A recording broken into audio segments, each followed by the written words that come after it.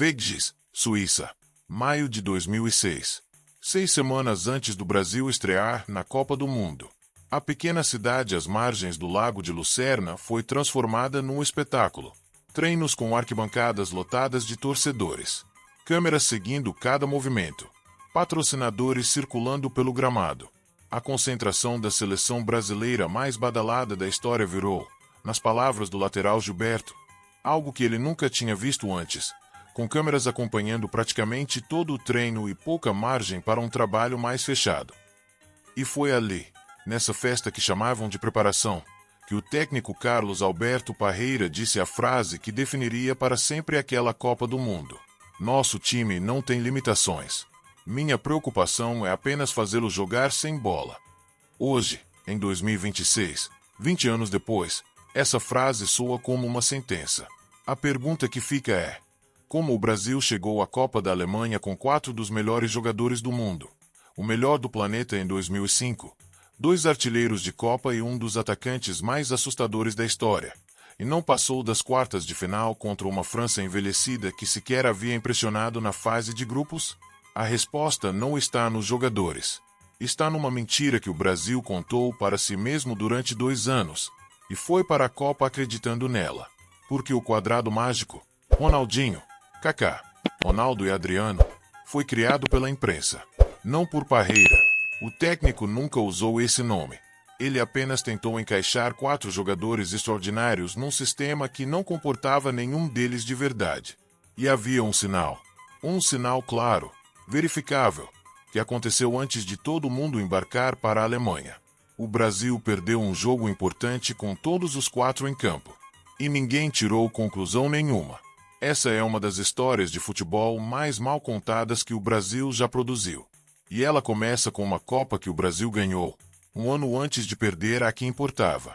Para entender 2006, é preciso entender o que o Brasil havia construído nos 2 anos anteriores, e porque aquilo criou uma confiança que beirava o delírio coletivo. 2004 Peru. Copa América. O Brasil mandou uma seleção de reservas. Ronaldo, Ronaldinho, Cafu e Roberto Carlos foram poupados para a Copa do Mundo. E um atacante jovem, de 22 anos, emergiu como jogador da competição. Adriano. 7 gols em 6 jogos. Artilheiro. Melhor jogador. O gol de empate na final contra a Argentina no minuto 88, que forçou a prorrogação e os pênaltis. O Brasil foi campeão sem seus maiores nomes, e descobriu que tinha mais um. 2005 Copa das Confederações. Desta vez Parreira reuniu o que tinha de melhor. Adriano e Ronaldinho como protagonistas, Kaká crescendo no Milan, Robinho chegando no Real Madrid. A final foi contra a Argentina. Adriano marcou 2 gols na goleada por 4-1. Brasil campeão de tudo que havia disputado em 2 anos. O jornalismo esportivo brasileiro, com a euforia que só ele consegue produzir, criou um nome para aquele ataque que estava sendo montado para a Copa. Quadrado mágico. Ronaldinho, Kaká, Ronaldo e Adriano.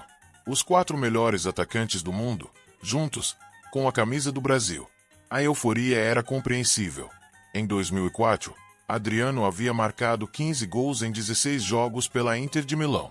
Em 2005, Ronaldinho foi eleito o melhor jogador do mundo pela FIFA pela 2ª vez consecutiva. Kaká era considerado o melhor meia da Série A italiana. Ronaldo havia marcado 23 gols pelo Real Madrid na temporada. Uma pesquisa do CNT Census realizada antes da Copa mostrou que 79,8% dos brasileiros confiavam no hexacampeonato. Quase 8 em cada 10 brasileiros achavam que o título era certo. Mas havia algo que ninguém queria enxergar. Algo que o próprio Parreira sabia, mas não tinha como resolver. Mas o que aconteceu depois, ninguém esperava. O quadrado mágico nunca havia funcionado de forma consistente junto. Essa é a revelação que muda tudo quando você volta ao histórico daquela seleção. Os jogos em que o Brasil havia brilhado na Copa das Confederações de 2005 não tinham o quadrado mágico completo em campo. Ronaldo estava ausente. Os jogos em que Adriano foi decisivo, contra a Alemanha na semifinal, contra a Argentina na final, tinham Kaká e Ronaldinho, mas não o fenômeno. O quadrado mágico existia nos posteres, no álbum da Panini, nos comerciais de patrocinadores, nas manchetes dos jornais. Mas nos 90 minutos de jogo, quando o técnico precisava colocar os 4 dentro de um sistema tático real, surgiam os problemas que ninguém queria ver. Ronaldinho jogava como segundo atacante no Barcelona ou como ponta esquerda. Kaká era meio ofensivo no Milan. Para encaixá-los no 4-4-2 de Parreira, ambos precisariam atuar como meias ofensivos, numa posição diferente da que estavam acostumados em seus clubes. Com Ronaldo e Adriano como 2 centroavantes, o time ficava sem largura, sem profundidade pelas pontas, sem transição rápida. O teórico 4-4-2 de Parreira, na prática, virava um 4-2-4. 4 atacantes, 2 volantes tentando cobrir todo o meio de campo e 2 laterais com 35 anos cada um tentando fazer tudo ao mesmo tempo. Havia sinais. Um em particular que foi completamente ignorado. E então veio o momento que mudou tudo. Buenos Aires, Argentina. 2005 eliminatórias para a Copa do Mundo. Brasil contra a Argentina no Monumental de Nunes. Parreira escalou o que mais se aproximava do quadrado mágico. Kaká, Ronaldinho, Robinho e Adriano em campo. Com Ronaldo ausente, mas o espírito do quarteto representado. Do outro lado, uma Argentina que não tinha Messi, que ainda não havia se consolidado como titular, mas que tinha Juan Román Riquelme no controle do jogo, Hernán Crespo e Javier Saviola no ataque. Riquelme dominou o jogo de uma forma que a imprensa brasileira preferiu não analisar com cuidado. Foi dele a grande atuação da noite, ditando o ritmo, encontrando os espaços, deixando o Brasil sem referência no meio-campo. O Brasil perdeu. Com Kaká, Ronaldinho, Robinho e Adriano em campo. Uma derrota dura diante de um adversário pesado, que mostrava que o Brasil tinha problemas sérios contra times que jogavam com organização tática real e dominavam o meio-campo. O problema não era o talento dos atacantes. Era o espaço que existia no meio quando os 4 ficavam adiantados. Ninguém ajustou nada. O Brasil foi para a Alemanha com o mesmo time, o mesmo esquema e a mesma frase de Weghis: nosso time não tem limitações. 13 de junho de 2006. Berlim. Estádio Olímpico. Brasil contra Croácia. Estreia na Copa do Mundo. O mundo inteiro parou para ver o quadrado mágico estrear numa Copa do Mundo. 79,8% dos brasileiros acreditavam no Hexa. Os estádios alemães tinham mais camisas amarelas do que verdes e brancas da Alemanha, dona da casa. E então o Brasil entrou em campo. Ronaldo quase não participou do jogo, segundo a análise da imprensa. Adriano foi invisível. Ronaldinho, o melhor do mundo em 2005, não conseguiu criar nada de relevante. O Brasil venceu por 1-0, com gol de Kaká, o único dos 4 que chegou perto do que havia sido prometido. A Croácia não era um adversário fraco, mas não era um adversário que justificaria aquela dificuldade de uma seleção com aquele talento. Nos dias seguintes, a imprensa brasileira criou justificativas. O calor, a adaptação, os jogadores precisavam entrar no ritmo. A Copa era longa. Contra a Austrália, 2-0, sem brilho. Contra o Japão, 4-1, o melhor jogo da fase.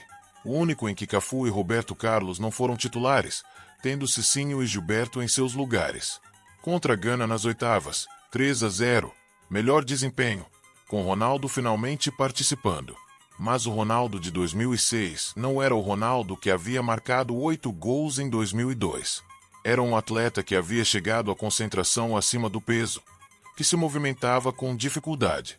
O zagueiro Lúcio revelou anos depois que a forma física do fenômeno preocupava a todos nos treinos. Havia um jogador que poderia ter resolvido esse problema, Robinho. O garoto do Real Madrid chegava em grande forma. Era veloz, criativo, e havia jogado bem sempre que tinha entrado. Mas entrar em campo de verdade significava tirar Ronaldo. E Parreira não fazia isso. Mas o futebol, que é generoso, também reserva sustos. Mas o futebol, que é generoso, também reserva sustos. 1º de julho de 2006. Frankfurt. Quartas de final. Brasil contra França. A França de 2006 não era considerada uma das favoritas ao título. Tinha perdido 4 anos antes para o Brasil no Mundial do Japão e da Coreia. Zinedine Zidane estava com 34 anos, velho para os padrões do futebol de elite. A geração dos campeões do mundo de 1998 estava no fim do ciclo. E ali naquela tarde em Frankfurt, Zidane jogou como um homem que havia decidido se despedir do futebol da única forma que sabia, sendo o melhor do mundo dentro de um campo de futebol. Thierry Henry, que havia chegado à Copa no banco de reserva sendo criticado, revelou anos depois que o Brasil parecia relaxado antes do jogo, um adversário que não transmitia urgência, que ainda acreditava que o talento resolveria. A França dominou o meio-campo com uma facilidade que foi humilhante. Patrick Vieira e Claude Makélélé travaram qualquer tentativa de construção brasileira. Zidane encontrou os espaços que o 4-2-4 de Parreira sempre deixava. E num lance de falta na esquerda, a bola alçada de Zidane encontrou Thierry Henry livre para empurrar. 1-0. O placar era magro. A sensação era enorme. Nas arquibancadas, Roberto Carlos foi flagrado ajustando a meia durante o jogo, numa imagem que virou símbolo involuntário de uma seleção que parecia sempre arrumando a meia quando era a hora de morder. Parreira tentou mudar durante o jogo. Tirou Adriano, quebrou o quadrado mágico, colocou o Juninho Pernambucano para tentar dar mais controle ao meio. Mas o time não ganhou mobilidade, ganhou estranheza. Ronaldinho e Kaká, que precisavam ser motor, viraram ilhas sem conexão. O Brasil não encostou em Barthez. A eliminação veio. E com ela, o fim de um ciclo inteiro. O diagnóstico viria de dentro, nos anos que se seguiram. Parreira, em entrevistas posteriores, resumiu o problema em 2 palavras: barriga cheia. Falou de preparação, de ambiente, de sensação de quem já havia vencido e achou que venceria de novo. Vegas havia criado um ambiente de festa que era o oposto do que uma Copa do Mundo exige. Zé Roberto e Juninho Pernambucano, em entrevistas décadas depois, apontaram a falta de concentração e cobrança interna como fatores decisivos. A seleção chegou na Copa com a cabeça de quem já havia ganhado. Uma curiosidade de futebol que poucos conectam. O único jogo em que o Brasil realmente funcionou na fase de grupos foi a vitória por 4-1 sobre o Japão, justamente o único em que Cafu e Roberto Carlos, com 36 e 32 anos respectivamente, foram substituídos por Cicinho e Gilberto. Os laterais mais jovens deram a largura e a velocidade que o time precisava. Parreira não repetiu a escalação. A derrota para a Argentina em Buenos Aires, um ano antes, havia mostrado o problema com clareza. Mas o Brasil foi para a Alemanha sem ajustar nada. E Robinho, o jogador que poderia ter dado ao time a velocidade e criatividade que faltava no lugar de um Ronaldo fora de forma, entrou tarde, quando o jogo contra a França já estava perdido. 20 anos depois, em 2026, a França que eliminou o Brasil é apontada pelos analistas como uma das seleções mais organizadas taticamente daquela Copa. Não era apenas Zidane. Era um time com identidade, com função, com cada jogador sabendo o que fazer quando não tinha a bola. Do outro lado havia uma constelação. 4 estrelas no mesmo céu. E nenhuma órbita definida. Existe uma ironia brutal na história do quadrado mágico que o tempo foi revelando. Ronaldinho, após 2006, jamais voltou ao nível que havia alcançado no Barcelona. Adriano, após 2006, mergulhou na depressão que o afastou do futebol de elite. Os 2 maiores nomes daquele elenco, eliminados da Copa em julho, saíram de Frankfurt como homens que nunca mais seriam o que haviam sido. Só Kaká e Robinho chegaram à Copa seguinte como protagonistas. Apenas 2 dos 4 sobreviveram. A CBF, depois da eliminação, interpretou o problema de forma errada. Concluiu que o fracasso havia sido de comportamento, não de tática, e chamou Dunga, um treinador que trataria a seleção como um exército, para resolver um problema que não era de disciplina, era de estrutura. O Brasil chegou à Copa de 2010 na África do Sul com um time sem estrelas e sem identidade, e foi eliminado nas quartas de final pela Holanda. A solução para o problema de 2006 criou um problema diferente. Essa é uma das histórias de futebol que o Brasil mais revisita, e raramente com o ângulo certo.